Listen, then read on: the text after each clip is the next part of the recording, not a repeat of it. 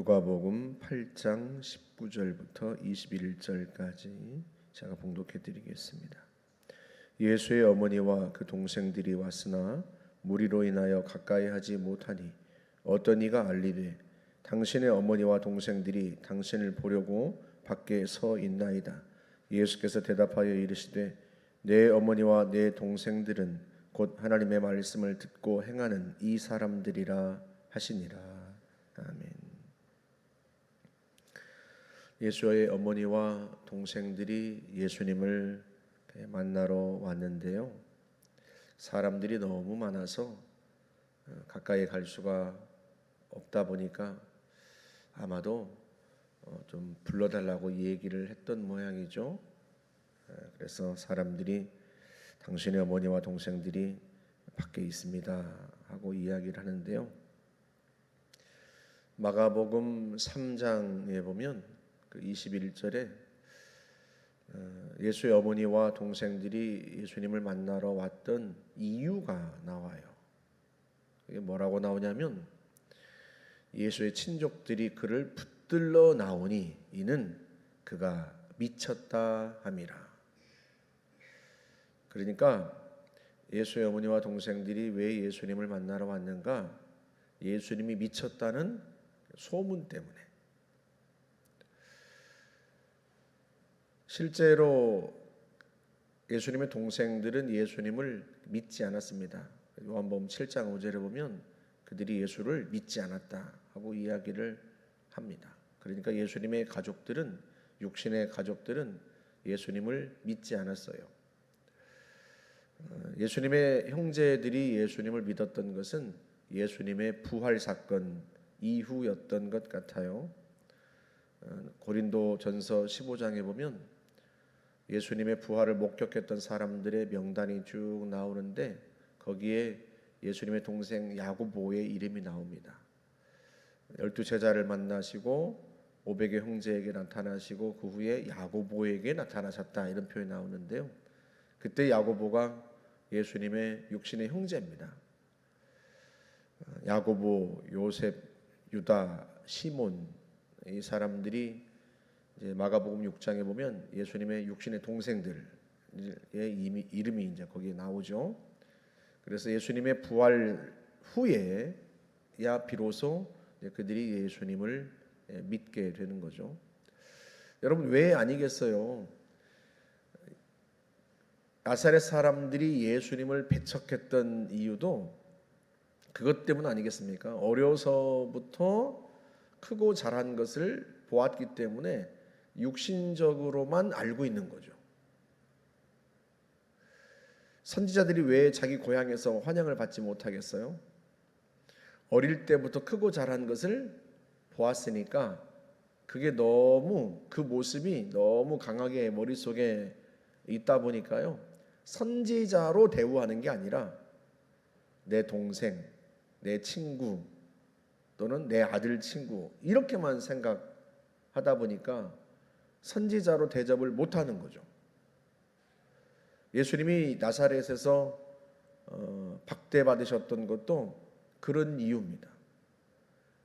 그의 가족들이 다 있는데 우리가 그 형제들을 아는데 그는 목수의 아들 아니냐 이런 이유로 예수님이 하나님의 아들이시요 또 이 땅에 오신 메시아라고 하는 사실을 받아들일 수가 없었던 거죠. 동네 사람들도 그런데 육신의 형제들은 오죽했겠습니까? 그런 인간적인 모습이 너무 강하게 뇌리 속에 박혀 있다 보니까 예수님을 자신의 육신의 형제 그 이상으로 대우하기가 어려웠을 거다 그런 생각이 듭니다.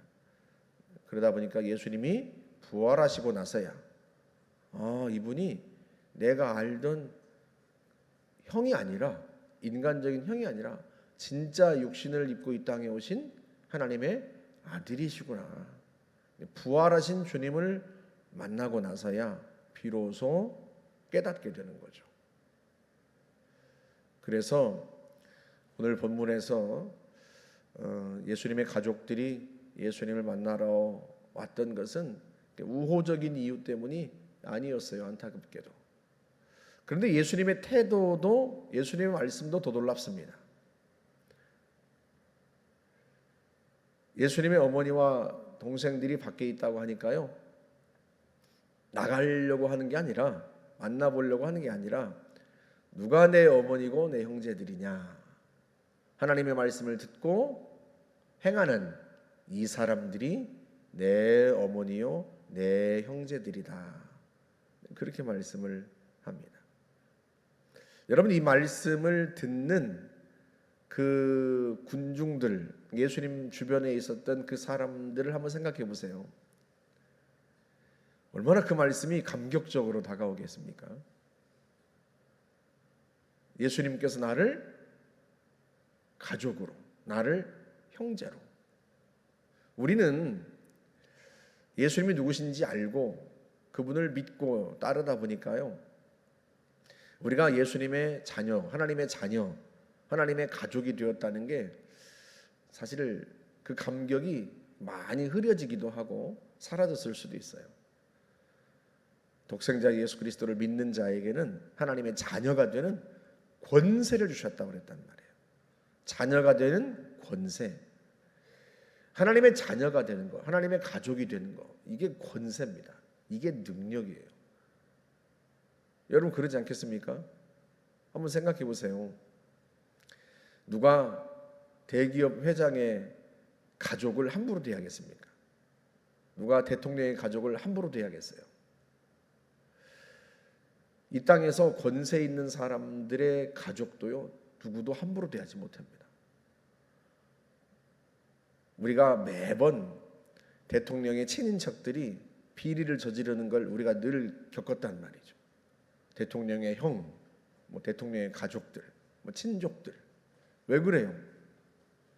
대통령이 아닌데도 불구하고 그 가족들도 그만한 권세를 가졌다고 우리가 생각하기 때문에 사람들이 대통령의 형이 대통령의 이름을 빙자해서 뇌물을 받고 이런 일들이 늘 있단 말이에요. 대통령의 아들이 마치 대통령인 것처럼 행세하기도 하고 그런 일들이 있었습니다. 그 가족이 된다는 것 자체가요, 어마어마한 일이기 때문에 그래요. 그런데 하나님의 가족이다, 하나님의 권속이다. 가족이란 뜻이거든요. 권속이란 말이. 하나님의 가족. 예수님께서 우리를 가족으로 보신다. 내 어머니요 내 동생들이다. 누가? 하나님의 말씀을 듣고 행하는 사람들이. 이 얼마나 놀라운 말씀이에요. 고린도후서 5장 13절에 보면 바울이 이런 고백을 해요. 우리가 만일 미쳤어도 하나님을 위한 것이요 정신이 온전하여도 너희를 위한 것이라. 그리스도의 사랑이 우리를 강권하시는도다. 왜 우리가 미친 사람처럼 이렇게 복음을 전하고 왜 이 일에 정신이 팔려 있는가? 그 이유가 무엇 때문이라고요? 그리스도의 사랑이 강하게 우리를 이끌고 있다. 세번역에서는 그리스도의 사랑이 우리를 사로잡고 있다, 휘몰아 간다, 그런 표현을 썼어요. 내가 미친 사람처럼 보인다면 그건 하나님을 위해서 그런 것이고, 내가 정신이 온전하다 그렇게 여러분들이 본다면 그건 여러분 때문이다, 여러분을 위해서 그런 거다. 그리스도의 사랑이 우리를 그렇게 강하게 이끌고 있다. 주님의 사랑이 얼마나 강한지요, 바울이 마치 미친 사람처럼 그렇게 하나님을 위해서 복음을 전하고 그렇게 사람들을 위해서 복음을 전합니다. 주님의 사랑이 그렇게 강력하게 그들을 몰아간다는 거예요. 여러분, 당연하지 않겠습니까? 주님이 우리를 가족으로 여기시기 때문에. 가족을 위해서는요, 목숨도 겁니다.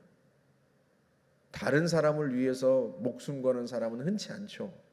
우리가 그런 사람을 의인이다 해서 칭송하기도 하고 방송에서 그러지 않습니까? 이번에도 안타깝게도 친구가 저수지에 얼음에 빠져가지고 얼음이 깨져가 저수지에 빠져가지고 그러니까 친구가 그를 구하다가 죽었잖아요. 중학생이 한 명. 안타깝게도 저수지에서 뭐 얼음 지치고 놀다가 얼음이 깨지는 바람에 아이들이 빠졌는데 친구가 그걸 구하다가 그 친구를 구하고 자기는 죽었단 말이죠. 그 안타까운 일이 지난주에 있었습니다. 그 아이 장례식을 이제 치르고 했는데 사람들이 그 아이를 의인이라고 부른단 말이죠. 의인. 남을 위해 자기 생명을 친구를 위해 자기 생명을 바쳤으니까 의인이라고 그렇게 불러요. 그런 일이 흔치는 않기 때문에 의인이라 부른단 말이죠. 그런데요, 가족을 위해서는요, 누구나 다 목숨을 겁니다. 가족을 위해서는. 내가 대단한 의인이 아니어도요, 가족을 위해서는 목숨을 걸어요. 주님이 우리를 가족으로 여기시는 거예요. 주님이 우리를 위해서 목숨을 겁니다. 주님이 그렇게 우리를 사랑하신다는 거예요. 바울이 그 이야기를 하는 거예요. 그리스도의 사랑이 얼마나 강력한지 그 사랑이 우리를 강하게 이끌고 간다. 그래서 우리를 마치 미친 사람처럼 그렇게 너희를 위해서 복음을 전하게 하고 복음을 가르치게 한다. 주님의 사랑이 그렇게 강력하다는 거예요. 왜 그래요? 우리를 가족으로 여기시기 때문에. 그렇다면 우리는 우리 주님 또 우리 하나님 아버지를 정말로 그렇게 아버지로 가족으로 여기는 사랑이 우리 속에 있는가? 우리도 한번 자신을 돌아봐야 하지 않겠습니까?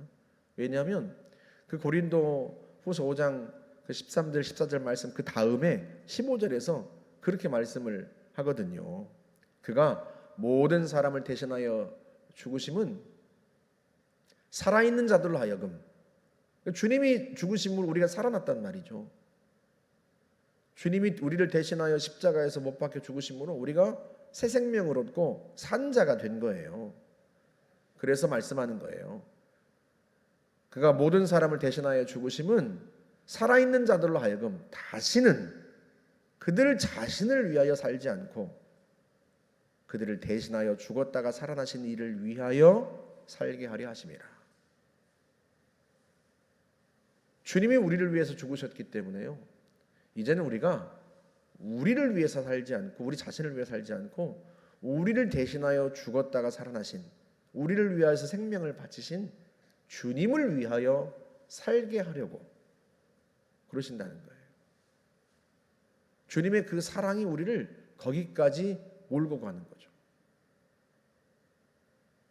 주님의 사랑이 우리를 위하여 죽으심으로 주님을 몰아가고 주님의 사랑이 더 나아가서 우리 역시도 주님을 위해 살도록 몰아가고 그래서 바울이 주님을 위해서 사는 거예요. 우리도 그렇게 해야 하지 않겠습니까? 왜? 우리의 가족 일이다 이게. 우리의 집안 일이다 생각하면 사람을 구원하고 살리는 일이 이게 내 아버지의 일이고 우리 주님의 일이다. 내 가족의 일이다 생각하면 어찌 우리가 이 일에 관심이 덜할 수가 있겠습니까? 내 가족 일이고 내 아버지의 일이고 그리고 나에게 가장 중요한 일이고 주님이 지금 그 이야기를 하시는 거예요. 거기에서 군중들이 예수님의 말씀을 들었을 때 너희들이 내 어머니요 내 형제다 그렇게 말씀을 들었을 때 그들이 얼마나 감격하고 야 내가 정말 주님을 위해 살아야 되겠다 그런 마음 갖지 않았겠습니까? 우리도 그 마음으로 살아야 한다. 바울은 그 마음으로 살았고 그래서요 저와 여러분들이 하나님의 자녀고 하나님의 권속입니다. 우리 주님의 가족이 되었단 말이죠. 주의 일을 마치 내가 뭔가 주님을 위해서 선심을 쓰는 것처럼 그렇게 행하지 않고 그게 나의 일이고 내 가족 일이고 내 하나님 아버지의 일이다. 그 마음으로 한다면 우리 하나님 아버지께서 또 우리 주님께서 얼마나 기뻐하실까. 저와 여러분들이 하나님의 가족인 줄 믿으시기 바랍니다. 주님의 이름으로 기도하겠습니다. 좋으신 하나님 감사합니다. 우리를 가족으로 삼아주시니 감사합니다. 예수를 믿는 모든 자들이 하나님의 권속, 하나님의 자녀, 하나님의 가족 되게 하신 것 감사하거니와 내 가족, 내 집안, 내 아버지의 일을 정말로 그렇게 주님이 맡겨주신 일을 그렇게 여겨 평생의 기쁨으로 감당하는 저희들이 될 수 있기를 원합니다. 좋으신 하나님, 주의 사랑이 우리를 강권하심으로 우리가 주님이 맡겨주신 일을 잘 감당해 갑니다. 좋으신 하나님, 우리를 자녀 삼으시고 우리를 위하여 생명까지 내어주신 그 놀라운 사랑을 힘입어 우리 역시도 그렇게 주님을 사랑하고 우리 하나님 아버지를 그렇게 사랑하며 살 수 있도록 주의 영으로 우리를 더욱 충만케 하옵소서. 예수님의 이름으로 기도하옵나이다. 아멘.